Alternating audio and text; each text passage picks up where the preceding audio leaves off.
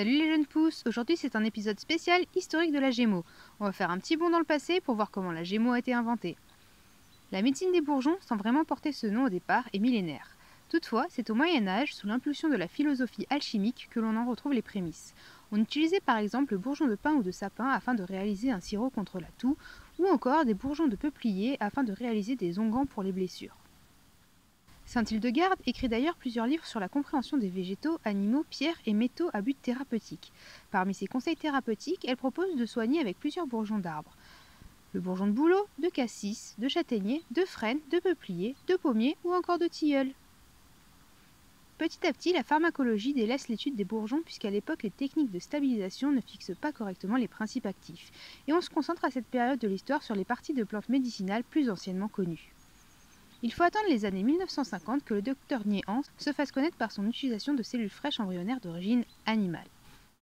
Dans les années 60, un médecin belge, le docteur Paul Henry, se basant sur les résultats de Niehans, déploie ses recherches sur les tissus embryonnaires végétaux et crée alors une nouvelle méthode thérapeutique, la phytoembryothérapie.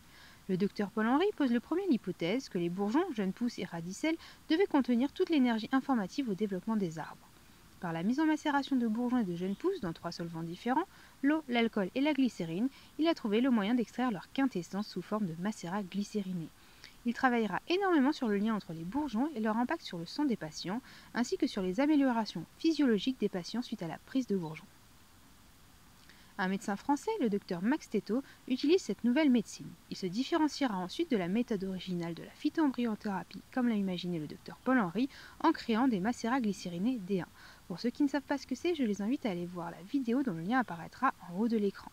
Il rebaptise également la phytoembryothérapie en gémothérapie, et c'est cette nouvelle terminologie qui sera finalement adoptée.